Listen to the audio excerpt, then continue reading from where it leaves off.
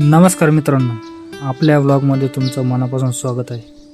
आज सकाळी जेव्हा मी घरातून निघलो तेव्हा माझ्या मनात एकच विचार होता, समुद्राच्या लाटांमध्ये थोडा वेळ हरवून जायचं.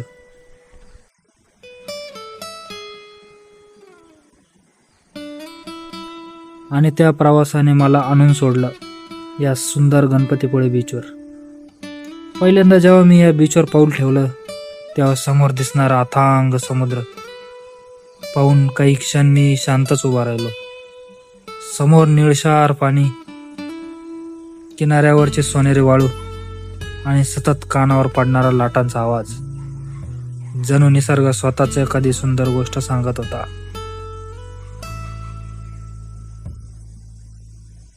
मी हळूहळू किनाऱ्यावर चालायला सुरुवात केली.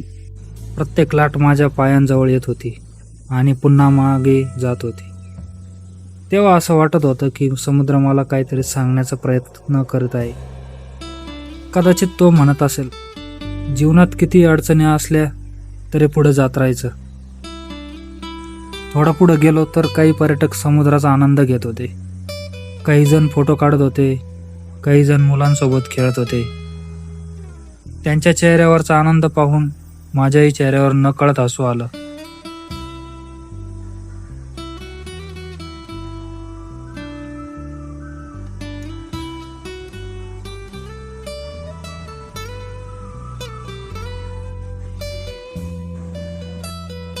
मग मी थोडा वेळ शांत बसलो आणि समोर मावळतीकडे झुकणारा सूर्य पाहत राहिलो. त्या क्षणी मोबाईल, काम, धावपळ सगळंच विसरून गेलो. फक्त मी, समुद्र आणि निसर्गाची ती अद्भुत शांतता. मित्रांनो, गणपतीपुळे फक्त एक बीच नाही, तर मनाला शांत करणारा एक अनुभव आहे. इथे आल्यावर जाणवतं की आयुष्यातील खरा आनंद मोठ्या गोष्टींमध्ये नसतो, तर अशा छोट्या छोट्या क्षणांमध्ये दडलेला असतो. जर तुम्हाला हा सुंदर समुद्रकिनारा आवडला असेल तर व्हिडिओला लाईक करा, चॅनलला सबस्क्राईब करा आणि कमेंटमध्ये नक्की सांगा की तुम्ही गणपतीपुळेला कधी भेट दिली आहे का.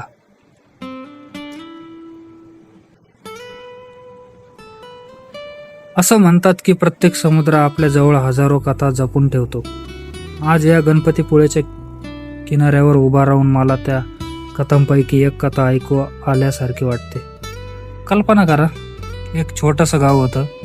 त्या गावात एक मुलगा राहत होता. त्याला नेहमी दूरवर दिसणाऱ्या समुद्राचं खूप आकर्षण होतं. तो रोज किनाऱ्यावर यायचा आणि लाटांकडे पाहत बसायचा. त्याच्या मनात अनेक स्वप्न होती, पण त्याला वाटायचं की ती पूर्ण होणं खूप कठीण आहे. एके दिवशी त्याने समुद्राला विचारलं, तू इतका विशाल कसा झालास? समुद्राने उत्तर दिलं नाही, पण त्याच्या लाटा सतत किनाऱ्यावर येत राहिल्या. दुसऱ्या दिवशी तो पुन्हा आला आणि तोच प्रश्न विचारला. पुन्हा उत्तर मिळालं नाही, पण काही दिवसांनी त्याला उत्तर स्वतःच मिळालं. त्याला समजलं की समुद्र एका दिवसात विशाल झालेला नाही. हजारो नद्या, लाखो थेंब आणि अनेक वर्षाचा प्रवास करून तो इतका मोठा झाला आहे. त्या क्षणी त्या मुलाला कळलं की मोठं यशही असंच मिळतं. रोज एक छोटं पाऊल पुढे टाकायचं, रोज थोडी मेहनत करायची आणि एक दिवस आपलं स्वप्नही समुद्रासारखं विशाल होतं. मित्रांनो, आज या गणपतीपुळेच्या सुंदर किनाऱ्यावर उभा राहून मला ही गोष्ट पुन्हा आठवली. कारण या लाटा आपल्याला एकच गोष्ट शिकवतात, कितीही वेळा मागे जावं लागलं तरी पुन्हा नव्या ताकदीने पुढे यायचं. समुद्राची प्रत्येक लाट किनाऱ्यावर आदळते, मागे जाते आणि पुन्हा येते, हार मानत नाही. आपल्या आयुष्यातही तसंच आहे. काही वेळा परिस्थिती आपल्या मागे ढकलते, पण जर आपण प्रयत्न करत राहिलो तर आपण पुन्हा पुढे जाऊ शकतो. आणि म्हणूनच मला समुद्र आवडतो. तो फक्त निसर्गाचा चमत्कार नाही, तर आयुष्याचा एक महान शिक्षक आहे. मी आत्ता या सुंदर गणपतीपुळे बीचवर उभा आहे.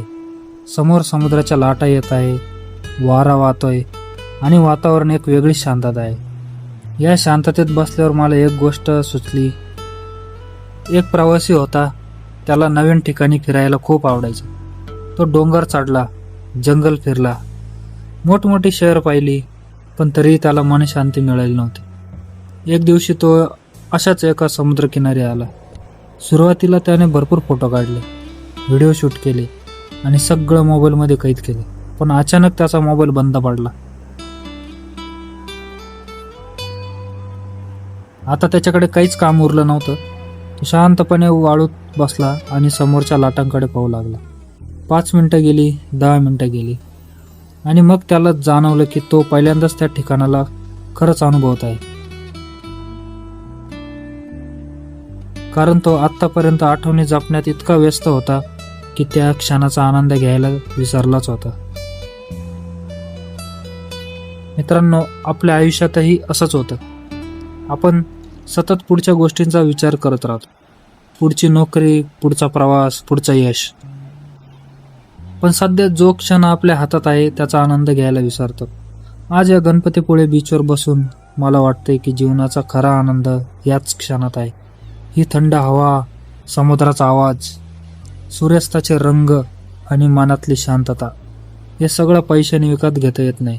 म्हणून कधी कधी आयुष्याच्या धावपळीला थोडा ब्रेक द्यायला हवा. एखाद्या समुद्रकिनारी बसावं, खोल श्वास घ्यावा आणि स्वतःशी थोडं बोलावं. कारण शेवटी आपण आठवणी जमा करतो, वस्तू नाही. आणि आजची ही गणपतीपुळेची संध्याकाळ माझ्या आयुष्यातील अशाच सुंदर आठवणीपैकी एक बनणार आहे. तुम्हीही कधी गणपतीपुळेला आलात तर फक्त फोटो काढू नका. थोडा वेळ शांत बसा, लाटांचं गाणं ऐका आणि निसर्गाशी संवाद साधा. कदाचित तुम्हालाही एखादी सुंदर गोष्ट सापडेल.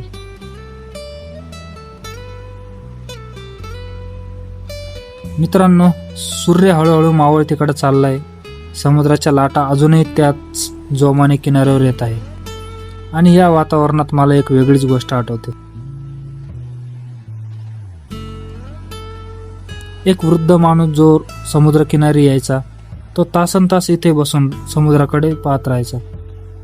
एक दिवस एका तरुणाने त्याला विचारलं, काका, तुम्ही रोज इथे येऊन काय करता? काका हसले आणि म्हणाले, मी समुद्राकडून आयुष्य शिकतो. तरुणाला आश्चर्य वाटलं. तो म्हणाला, समुद्र तुम्हाला काय शिकवतो? काका समुद्राकडे पाहत म्हणाले, बाळा, या लाटा बघ. प्रत्येक लाट किनाऱ्यावर आदळते आणि परत जाते, पण ती पुन्हा नव्या ताकदीने परत येते. आयुष्यही असंच असतं. कधी यश मिळतं, कधी अपयश मिळतं, कधी लोक साथ देतात, कधी सोडून जातात, पण थांबायचं नसतं. समुद्राने मला शिकवलं की परिस्थिती काहीही असो, स्वतःची ओळख कधी गमवायची नाही.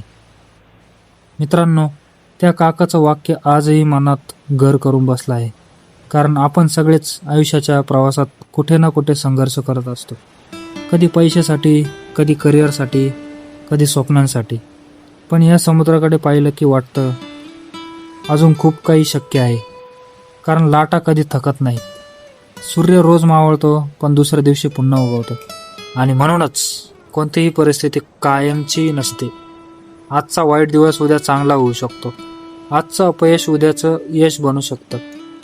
म्हणून जर तुम्हाला आयुष्यात सध्या काही अडचणी असतील तर या समुद्राची आठवण ठेवा. लाटांसारखा पुन्हा उभा राहा, पुन्हा प्रयत्न करा, पुन्हा पुढे जा, पुन्हा पुढे चला. कारण जिंकणारे लोक कधीच हार मानत नाहीत आणि हार मानणारे लोक कधीच जिंकत नाहीत. मित्रांनो, समोर हा अथांग समुद्र पाहताना मला माझ्या प्रवासाचीच एक गोष्ट आठवते. एकदा एक मुलगा होता. त्याला फिरायचं खूप वेळ होतं. मोठी गाडी नव्हती, भरपूर पैसा नव्हता आणि कुठलाही मोठा प्लॅन नव्हता. त्याच्याकडे होतं फक्त एक साधं वाहन, काही स्वप्न आणि नवीन ठिकाण पाहण्याची जिद्द. जेव्हा जेव्हा रस्त्यावर निघायचा तेव्हा लोक विचारायचे, काय मिळतं एवढं फिरून? तो फक्त हसायचा. कारण त्याला माहीत होतं की प्रवासाचं उत्तर किलोमीटरमध्ये नसतं तर अनुभवामध्ये असतं. आज या गणपतीपुळेच्या किनाऱ्यावर उभा राहून मला वाटतंय की त्या मुलाला त्याचं उत्तर मिळालं आहे. कारण प्रवासाने त्याला नकाशावरची ठिकाणं नाही तर आयुष्याची नवीन पानं दाखवली. रस्त्यांनी त्याला संयम शिकवला, डोंगरांनी उंच स्वप्न पाहायला शिकवलं आणि समुद्राने विशाल मन ठेवायला शिकवलं. मित्रांनो, प्रत्येक प्रवास आपल्याला बदलत असतो. जेव्हा आपण घराबाहेर पडतो तेव्हा आपण फक्त नवीन ठिकाण पाहत नाही, तर स्वतःलाही नव्याने ओळखत असतो. आज मी इथं उभा आहे, समोर समुद्र आहे, मागे केलेला प्रवास आहे आणि पुढे अजून कितीतरी रस्ते माझी वाट पाहत आहे. कदाचित आयुष्यही असंच असतं. आपण एका किनाऱ्यावरून दुसऱ्या किनाऱ्याकडे प्रवास करत असतो. मध्ये अनेक वादळ येतात, अनेक लाटा येतात, पण शेवटी महत्त्वाचं असतं ते चालत राहणं. म्हणून जर तुमच्याकडे एखादं स्वप्न असेल तर त्यासाठी पहिलं पाऊल टाका. ते पाऊल किती छोटं आहे याने फरक पडत नाही. फरक पडतो तो तुम्ही चालायला सुरुवात केली का याने. कारण प्रत्येक मोठा प्रवास एका छोट्या सुरुवातीतूनच सुरू होतो. आणि कदाचित उद्या तुम्हीही एखाद्या समुद्रकिनारी उभे राहून मागे वळून पाहाल आणि म्हणाल, हो, मी योग्य वेळी प्रवास सुरू केला होता.